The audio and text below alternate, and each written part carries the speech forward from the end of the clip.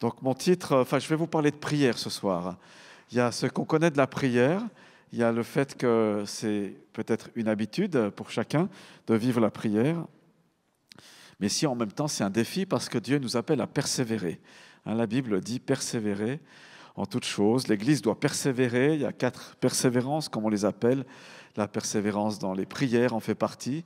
Si vous enlevez la prière et la persévérance dans la prière, l'Église tombe, n'est-ce pas? L'Église a besoin et doit prier, c'est un impératif. Alors on va lire ensemble Luc chapitre 18 qui nous parle de persévérance, spécialement dans le cadre de la fin des temps, parce que c'est le contexte de ce passage. C'est pour ça que mon titre c'est « Persévérer dans la prière jusqu'au retour du Seigneur » ou se détacher de tout ici-bas. L'un ne va pas sans l'autre. Dieu nous appelle à nous détacher des choses d'ici-bas. Ça facilite la prière. C'est pour ça que le soir, on est encouragé à veiller et prier. Je ne sais pas comment on le met en pratique. Ce serait intéressant de savoir comment tu fais pour veiller et prier. Mais à plusieurs, ça aide. Et bien sûr, il y a les moments privilégiés au temps du repas. On peut prolonger des temps de prière. Ça, c'est aussi une manière de veiller, de prier ensemble. Mais le texte de ce soir va beaucoup plus loin et on va voir ce qu'il dit et on va voir ce qu'il ne dit pas. Il y a des choses qui sont dites et il y a des choses qui ne sont pas dites, mais qui sont des évidences quand même.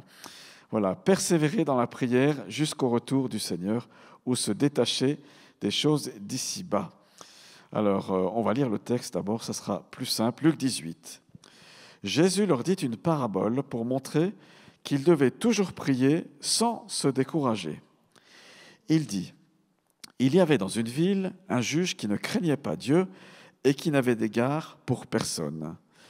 Il y avait aussi dans cette ville une veuve qui venait lui dire, « Rends-moi justice contre ma partie adverse. » Pendant longtemps, il refusa. Mais ensuite, il se dit, « Même si je ne crains pas Dieu et je n'ai d'égard pour personne, puisque cette veuve me fatigue, je vais lui rendre justice, afin qu'elle ne vienne pas sans cesse me déranger. » Le Seigneur ajouta, « Écoutez ce que dit le juge injuste. Et Dieu ne fera-t-il pas justice à ceux qu'il a choisis et qui crient à lui jour et nuit? Les fera-t-il attendre? Je vous le dis, il leur fera rapidement justice. Mais quand le Fils de l'homme viendra, trouvera-t-il la foi sur la terre ?» Donc on est dans un contexte de fin des temps, ici. On pourrait dire que c'est pour nous, particulièrement, certainement.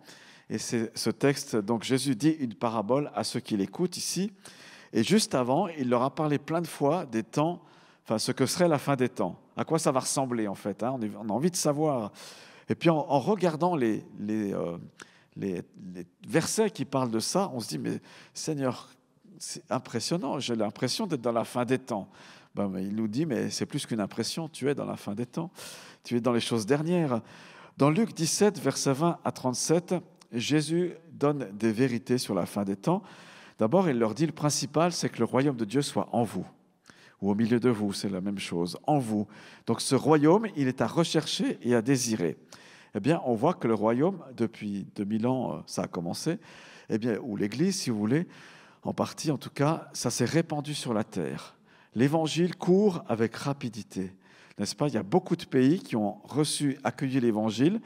Il y a des pays, c'est difficile d'accueillir cet évangile, mais il y en a d'autres, vraiment, l'évangile court avec rapidité. Ça, c'est un des facteurs de la fin des temps, un des marqueurs de la fin des temps, c'est que le royaume de Dieu est là. Il est présent et dans beaucoup de pays, il y a beaucoup d'églises. Première chose, donc c'est au verset 21, le royaume, Luc 17, verset 21. Ensuite, verset 22, on voit qu'il y aura un soupir de l'Église qui sera là. Il faut que le Seigneur vienne. C'est le moment de son retour. Ça s'approche. Le retour du Seigneur est proche. Amen. C'est tout près. C'est tout près. Et on se pose la question, est-ce que l'Église est prête? Parce qu'il viendra chercher son Église. Il viendra établir son règne aussi un petit peu plus tard. Donc il y a un désir ardent de voir le Seigneur revenir. Depuis un peu plus de 100 ans, l'Église a intégré vraiment cette prédication, cette partie de prédication du retour du Seigneur. C'est l'évangile aux 4 angles, on appelle ça. Jésus sauve, Jésus guérit, Jésus baptise et Jésus revient. Donc ça fait partie du message de l'Église. Ça fait pas si longtemps que ça, on regarde 2000 ans, hein, c'est pas beaucoup, c'est 5% du temps finalement. Eh bien, cette prédication, elle est là. Et quand on prend le repas du Seigneur, on dit oui, Jésus, viens, et tu viens bientôt. Amen. C'est le refrain, c'est le Saint-Esprit qui pousse à dire ça. Le Saint-Esprit pousse la prédication, les prédicateurs, à dire préparez-vous, Jésus revient. Prenez le temps dans la prière, laissez-vous façonner à l'image de Jésus. Alors, troisième chose, dans la société, ça sera comme au jour de Noé, avant le déluge, et au jour de Lot aussi, dans cette ville Sodome et Gomorrhe, dans ces villes, ça sera pareil. Eh bien, il y a un laisser-aller général, j'ai mis ça, voilà, laisser-aller général, comme au jour de Noé et de Lot. Jésus dit, à la fin des temps, ça sera pareil. Les gens vont se soucier que de leur plaisir, que de se faire plaisir et la recherche du bonheur, n'est-ce pas? On va être dans ce mouvement-là, dans cette fin des temps. C'est vrai, hein, finalement. Tout ce qu'on vit là, tout ce qui se vit aujourd'hui, c'est un peu une recherche du bonheur, une insatisfaction perpétuelle qui est là, comme au jour de Noé, avant le déluge, et comme au jour de Lot. Et voilà, le bateau coule ou va couler, mais on s'en fiche, pourvu qu'on ait encore quelques secondes de plaisir dans ce monde. Titanic a sombré alors que l'orchestre jouait quand même. Hein. Donc là, il y avait des choses étonnantes. Et puis, ce que le monde ne se doute pas, mais que nous, on sait, que tu sais et que nous savons, eh bien, il y aura une ruine soudaine. À un moment donné, tout va s'écrouler. Du jour au lendemain, le système économique, le savoir sur lequel on s'appuyait, les certitudes de ce monde, ça va dégringoler. Ça va, voilà, patatras, tout sera par terre.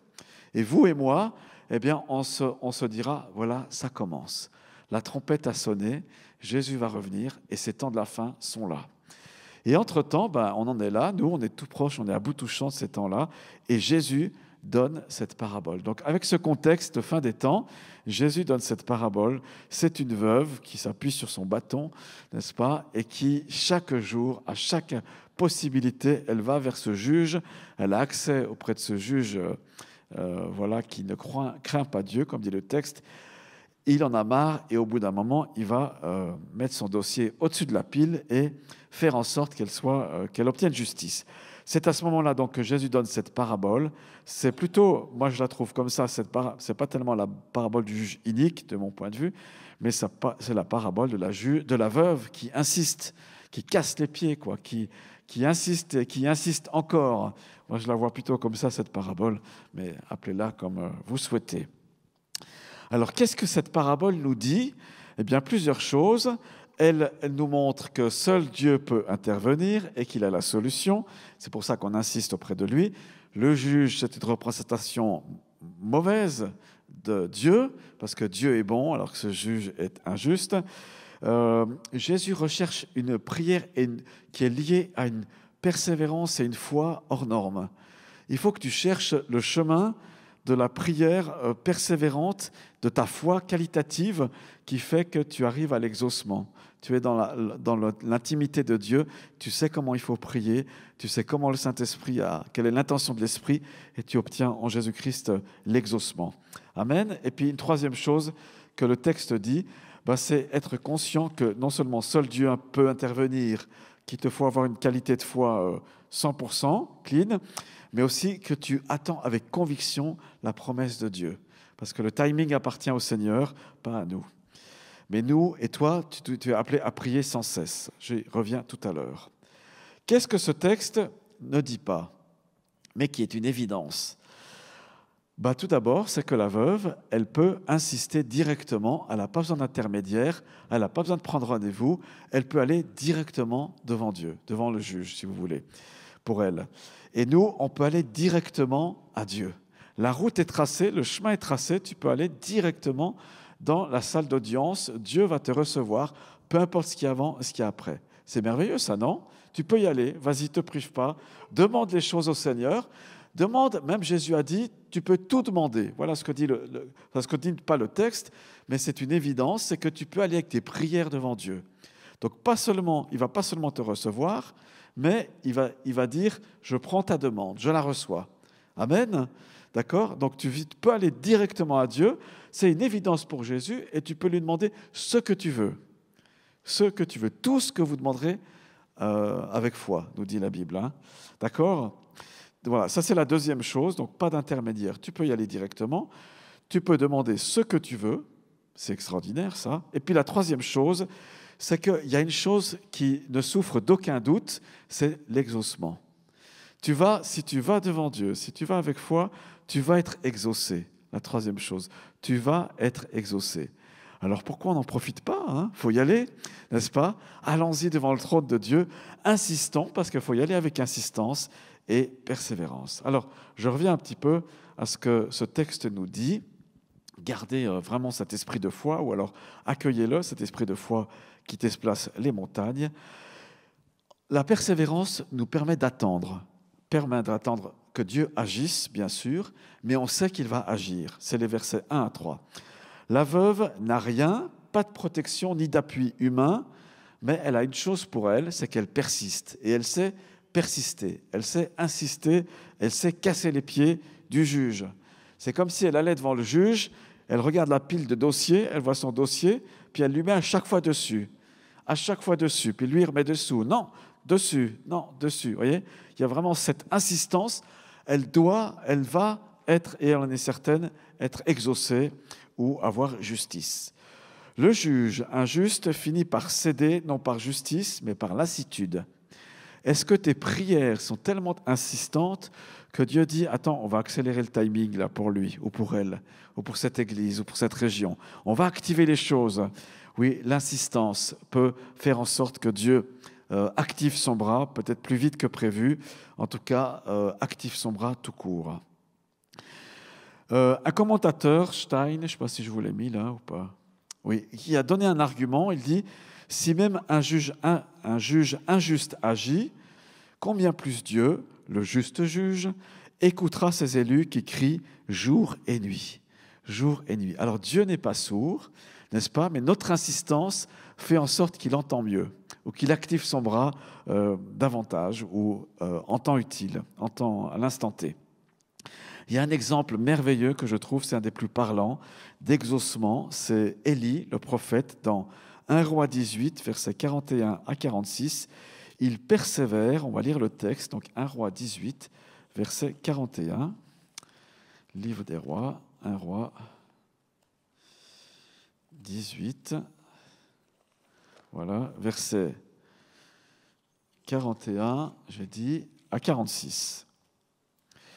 Puis Élie dit à Akab, « Monte, manger et boire, car il y a un grondement annonciateur de pluie. » Akab monta manger et boire. Quant à Élie, il monta au sommet du Carmel et se penchant jusqu'à terre, il mit son visage entre ses genoux. Il veut voir rien d'autre. Il ferme ses yeux, il se met en boule, n'est-ce pas, à terre, ou je ne sais pas comment il fait exactement, mais il ferme les yeux, il veut voir dans l'esprit, il imagine dans la foi ce qui se passe. Puis il dit à son serviteur, « Monte regarder du côté de la mer. » Le serviteur monta, regarda et dit, « Il n'y a rien. » Élie dit 7 fois, « Retourne-y. » Ça c'est de l'insistance. La 7e fois, le serviteur dit, « Voici un petit nuage qui s'élève au-dessus de la mer et qui est de la taille d'une paume de main. » C'est pas grand, hein ? Élie dit, « Monte dire à Akab, attelle ton char et descends, afin que la pluie ne puisse pas te retenir. » En quelques instants, le ciel devint noir de nuages, le vent souffla, il y eut une forte pluie. Akab monta sur son char, donc c'est le roi Akab, et partit pour Jizréel. La main de l'Éternel reposa sur Élie, qui noua sa ceinture et courut devant Akab jusqu'à l'entrée de Jizréel. Quel exploit, n'est-ce pas ?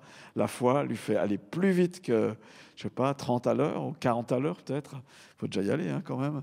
On imagine là que ça court très vite. Il a pris de la potion magique, plutôt de Saint-Esprit, et qui le fait devancer le roi Akab. Voilà, on est dans cette phase de fermer les yeux et de contempler l'exaucement par la foi. C'est le Saint-Esprit qui produit, entre guillemets, cette image en nous, en toi. À toi de lui demander, Seigneur, comment je peux voir cet exaucement ? Qu'est-ce que tu me montres ? C'est ce que Isaac a vu. Qu'est-ce qu'il a vu, Isaac, alors qu'il y avait la sécheresse, alors qu'on manquait de tout ?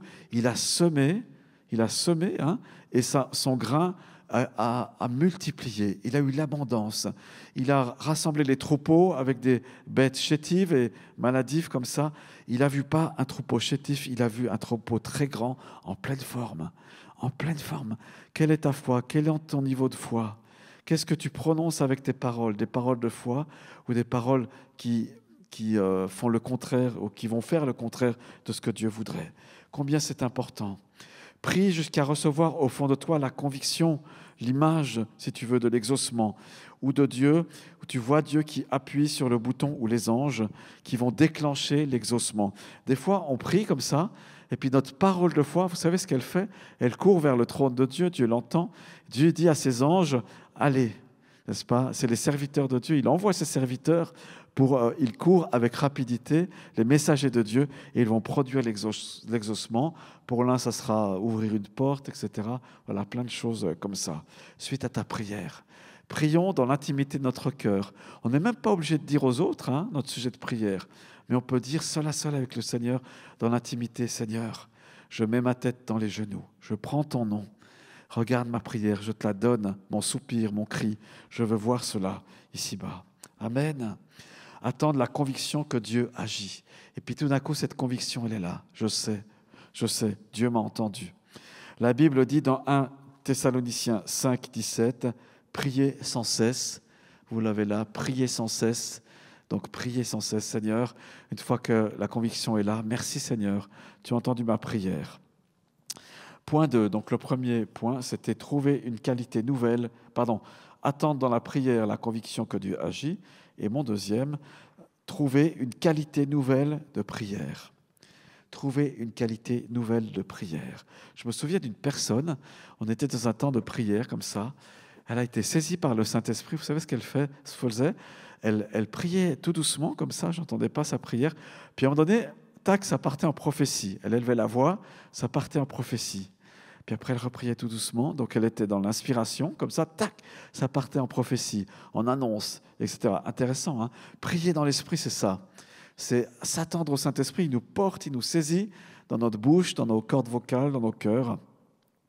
Et on travaille avec le Saint-Esprit comme un accouchement, avec des contractions, etc. La veuve n'a rien, ni protection, ni appui humain, mais elle persiste. Le juge inique finit par céder, non par lassitude, par lassitude. Et c'est ce qu'on a dit tout à l'heure. Voilà, prions sans cesse, trouvons cette qualité de prière. La veuve venait sans cesse. Et dans le verbe grec, ici, il y a une question de répétition continue. Il y a un passé continu. Je ne sais pas si ça se dit en français, ça. Voilà. Enfin bref, vous avez un temps dans le grec ancien qui nous montre qu'elle était toujours là. Elle insistait, il y avait une continuité dans son action. La prière persévérante ne change pas Dieu, elle nous façonne. Et ça, c'est intéressant parce que dans la prière, on est façonné en même temps que notre prière est donnée. Luc insiste sur la prière comme réponse au délai de la parousie. Donc, puisque Jésus vient bientôt, c'est le moment de prier. N'est-ce pas? C'est le moment de prier. Après, dans le ciel, on ne va pas faire des intercessions. Ce sera fini. On sera occupé à faire autre chose ou à dire autre chose devant notre Dieu. C'est maintenant qu'il faut intercéder. C'est le temps de l'intercession parce que Jésus vient bientôt. Il faut faire nos prières pour que Dieu se glorifie par elles. Qu'est-ce qu'on avait d'autre ici? Alors, il y a une équation qui, je n'ai pas terminée. Foi plus persévérance. La foi, c'est croire que Dieu est juste. La persévérance, c'est ne pas lâcher malgré les délais qui pourraient se prolonger. Et la patience, c'est accepter que le temps de Dieu n'est pas le nôtre. Alors, foi plus persévérance plus patience. Vous faites ce cocktail en rentrant chez vous ce soir. Je prends la foi. Je mixe avec un peu de persévérance, je pile avec de la patience, on secoue tout ça et chaque jour, c'est la posologie à prendre pour que tes prières soient retenues et que tu sois encouragé. Une des prières persévérantes, c'est pendant 21 jours, c'est le prophète Daniel qui prie et la réponse, dans Daniel 10, on voit que sa prière est montée dès qu'il l'a prononcée. Dès qu'il a commencé à s'humilier, peut-être là qu'il faut commencer, eh bien, sa prière, elle est entendue de Dieu, mais il y a une bataille spirituelle dans Daniel 10, et l'ange qui devait assurer l'exaucement et lui transmettre le message, eh bien, il n'a pas pu venir tout de suite parce que Satan a fait des résistances. Parfois, ça résiste, non pas parce que tu ne crois pas, ce n'est pas parce que tu n'as pas la foi, tu as la foi, tu es patient, tu es persévérant, mais il y a une notion de combat spirituel. Qu'est-ce qu'il faut faire?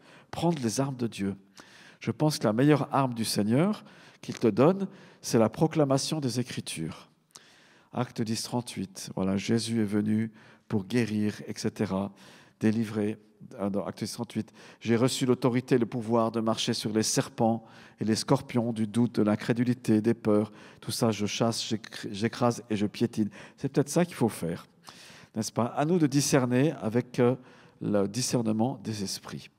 Daniel a prié, jeûné, un jeûne vegan un peu comme ça, 21 jours, et l'ange a pu être libéré ensuite et délivrer le message pour Israël. Amen. Bien-aimés, persévérons, soyons patients et ayons la foi. Troisième point, et je terminerai avec ceci, être conscient, et après je vous montre une image sympa, que seul Dieu peut intervenir. Finalement, cette veuve, pourquoi elle va devant le juge et puis pas devant son banquier ou ailleurs? Eh bien parce qu'elle est consciente que c'est seulement lui qui peut exaucer. C'est seulement Dieu qui peut t'exaucer. Ne cherche pas des chemins de traverse, ne cherche pas à enfanter une, comment elle s'appelait, Rahab? Non, pas Rahab, la servante de Sarah. Agar, voilà. Passée par Agar, un petit détour, non? Non, mais elle est allée directement, elle a persévéré et elle a insisté. La veuve n'a aucun autre recours. Seul le juge pouvait la délivrer. De même, seul Dieu et son intervention peuvent changer une situation, changer le monde qui t'entoure. Il y a un commentateur qui dit, Bonnet, Jésus enseigne par contraste. Le juge est égoïste et cynique, mais Dieu est juste et rempli de compassion pour ta prière. La question finale de Jésus est là. Quand le Fils de l'homme viendra, trouvera-t-il la foi sur la terre? Cette qualité de foi, cette patience, cette persévérance, va-t-il la trouver? Ça met en lumière cette question, la vraie foi qui se mesure à la persévérance et à la prière insistante. Dans tes luttes, à toi de reconnaître ta totale dépendance de Dieu. Comment l'Église persécutée crie? Elle dit « Jusqu'à quand, Seigneur ?» Apocalypse 6, verset 10. « Jusqu'à quand, Seigneur ?» Mon secours vient de l'Éternel, psaume 12, verset 121, verset 2. Alors, on a demandé à l'IA, l'intelligence artificielle, de faire une petite image de cette parabole. On voit cette veuve, j'aime bien son visage, parce qu'elle est contente, elle a enfin obtenu justice. Le Seigneur ajouta, « Entendez ce que dit le juge inique, et Dieu ne ferait-il point justice à ses élus, à toi, à moi, qui crient à lui jour et nuit, et tardera-t-il à leur égard? Je vous le dis, il leur fera promptement justice, mais quand le Fils de l'homme viendra, trouvera-t-il la foi sur la terre? » Alors, est-ce que tu es cette veuve, ce veuf, qui vient auprès du juge, du juste juge, notre Seigneur? La Bible nous dit que le Seigneur dirige nos cœurs vers l'amour de Dieu et la persévérance de Christ. Voilà, Dieu veut diriger ton cœur vers la persévérance, la patience de Christ. Je résume ce qui a été partagé. On est dans la fin des temps, à nous d'avoir une soif ardente de voir Jésus et plus le monde indifférent. Voilà, il y a une question d'indifférence dans ce monde aux choses de Dieu, mais Jésus vient bientôt. Trouverai-je la foi sur la terre? Jésus te demande. Restons comme la veuve, dépendants de Dieu et de Dieu seul. Et puis cette bénédiction que le Seigneur te dirige vers la persévérance de Christ. Amen. Seigneur, merci parce que tu nous veux persévérants et patients comme toi. Tu as persévéré jusqu'au bout.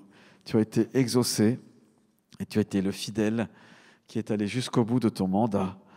Merci Seigneur parce que tu veux nous apprendre à prier correctement. Tu veux nous apprendre à décider de créer ce cocktail pour nos vies, foi, persévérance, patience, et de nous abreuver, Seigneur, à la foi, et de nous nourrir de cette foi que tu nous donnes. Et je te remercie. Seigneur, moi je te demande que dans ces prochains temps, nous puissions prier d'une seule voix devant toi, nous puissions voir ta gloire se manifester en esprit. Viens régénérer notre imagination, pardon, de ce qu'elle est obscurcie par plein de pensées, plein de choses, et qu'on n'arrive plus à voir comme il faut les choses, comme toi tu les vois. Seigneur, nous voyons une multitude d'âmes sauvées. Nous voyons une multitude d'âmes dans ces temps à venir à toi. Nous voyons, Seigneur, une multitude de saluts et de guérisons se manifester, germer. Nous voyons, Seigneur, une ville transformée. Nous voyons, Seigneur, ta gloire dans nos familles. Nous voyons ta présence guérir, réconcilier, faire du bien. Nous voyons nos autorités touchées, investies d'un esprit de prière. Nous voyons, Seigneur, une génération abreuvée qui a soif des choses de Dieu, qui crie famine et qui se nourrit de ta parole. Nous voyons des temps nouveaux, Seigneur, des temps de rafraîchissement, des temps de libération. Pour notre pays d'origine, nos régions respectives, nous voyons des temps de visitation. Merci, Seigneur. Alléluia. Gloire à toi, Seigneur. À Dieu soit la louange et la gloire. Merci, Seigneur. Merci, Seigneur.